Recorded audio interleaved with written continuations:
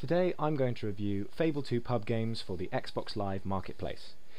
Fable 2 pub games is a collection of Fable 2 pub games that will feature in Fable 2 outside of Fable 2 before its release for your enjoyment. The concept's rather simple. There are three varying pub games: Keystone, Fortune's Tower and Spinnerbox. These three games vary in their difficulty, odds and predictability.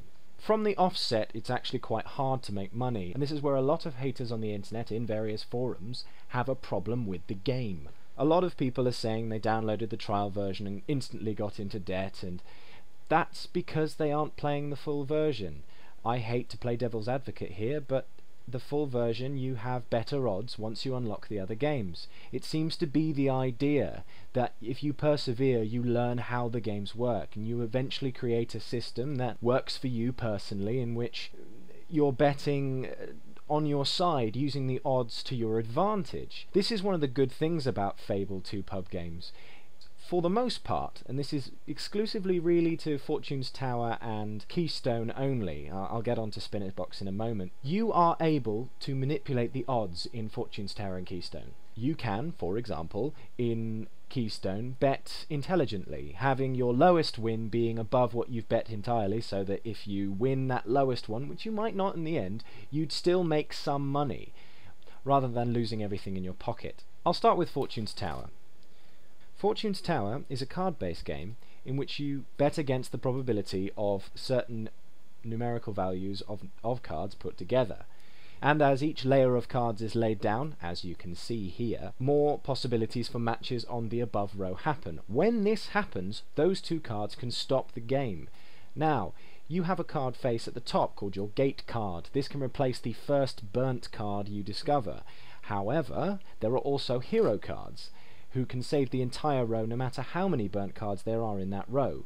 This is an interesting strategy because there are only 4 hero cards per game, and there's only 1 gate card. However, that gate card can also be the same number that's burnt, which means the game's over anyway. And yes, it's very complicated, but the game has a tutorial and you catch on pretty quickly. Moving on. Your bet varies depending on which mode you choose. As I said earlier, the first mode only allows you to bet 15, which gives you a 1-to-1 ratio of win. So if you get 15 or above, you get 15 or above. If you get 3, then you get 3. Whereas if you bet 30 and you got 15 or above, you get 15 at 30, and then 32 at 16, and so on and so forth. The ratio is quite hard to work out at first, but you eventually get the hang of it. Fortune's Tower is actually the easiest game to get money in. As long as you're intelligent and don't take too many risks, you can usually get out of the game not in debt. Next I'll move on to Keystone. Keystone is a lot like roulette but without the wheel, and they've changed it for dice. The main board is surrounded by these keystones, which you have to bet on at the beginning, at least one, with a maximum bet depending on the type of game you have, and that's also depending on how many you've unlocked. Betting on these keystones can be a real benefit if you plan ahead, but obviously they take out of your pot. Most of your betting happens in the center of the tile. Here you can bet on different variables, single numbers, groups of numbers, whether the 2 keystones, that's 10 or 11, will be bet on. The maximum bet is dependent on the game type, and each game can last on average about 8 turns. These are rolls of the dice. The button mapping is excellent and allows you to save your bets as almost a preset, letting you push a button to say, I want to bet exactly what I bet last time. The round ends when both 10 and 11 keystones are taken out of play, or 3 or 18 on its own. 3 and 18 are very important keystones apparently, and if you remove them then the whole bridge, quote unquote, falls. Keystone is actually my favourite of the 3 games. Later in the game it becomes the most profitable of the 3, as long as you can work the system properly. It's all about working on your minimum bet. That's my opinion anyway.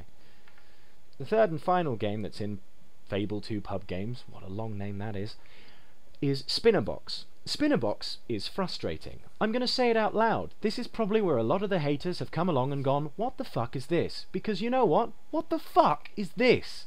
I mean, look at it. You push a button, it spins. I'm sorry, you didn't win. You push a button, it spins. I'm sorry, you didn't win. You push a button, it spins. Way, you got a jackpot. And after that jackpot, you spend ages trying to obtain another jackpot and then waste all the money you won. It's really, really, really, really, really, too many reallys, really frustrating. I can't emphasize how annoyingly grindy this one part of the game is. The rest of the game is actually great. This part, there is no skill involved whatsoever. It's all down to chance, and it's not in your favour. The spinner boxes actually vary as you unlock more in the game. Some have 3, some have 5, but the symbols have to match next to each other, not just on the board entirely, which can be really frustrating. In order to unlock games, you have to raise your gambler rating. Your gambler rating is equal to how many gold pieces you have played. That's won and bet, not lost. The first rating is quite easy to get, the second one is actually quite difficult. It involves playing the single player mode only. The tournament ones do not count. There are up to 5 rankings, and each one unlocks various game types in Fortune's Tower, Keystone and Spinner Box. Also, as you rank up, you'll unlock concept art to Gorpat. Another mode that's in Fable 2 Pubgames is the tournament mode. This consists of 6 tournaments, the first free to join and the next 5 cost to join, each with an increasing value.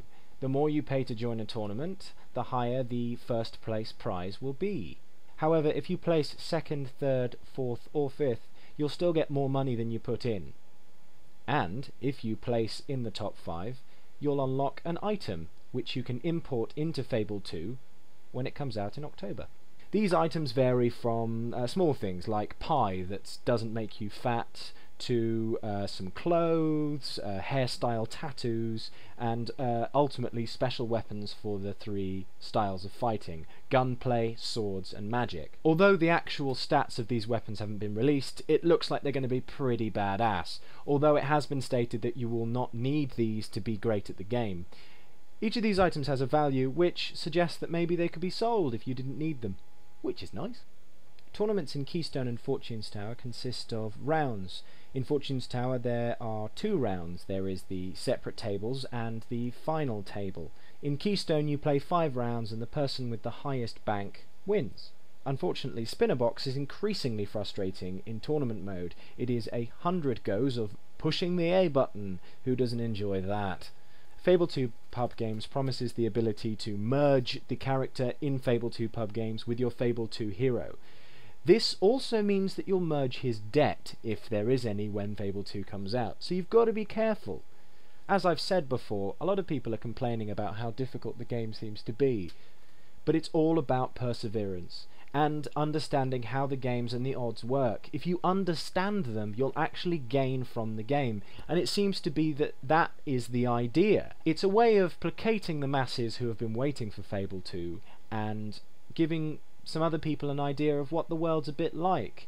Fable 2 Pubgames is available on Xbox Live Marketplace for 800 points, and if you're into Fable 2 or like casual games, you'll really enjoy it, as long as you can persevere through the early games and getting into a bit of debt, which you can clear quite easily with a bit of intelligence. If you're definitely going to buy Fable, buy this game. You'll enjoy the ambience and you might make a few dollars on the way.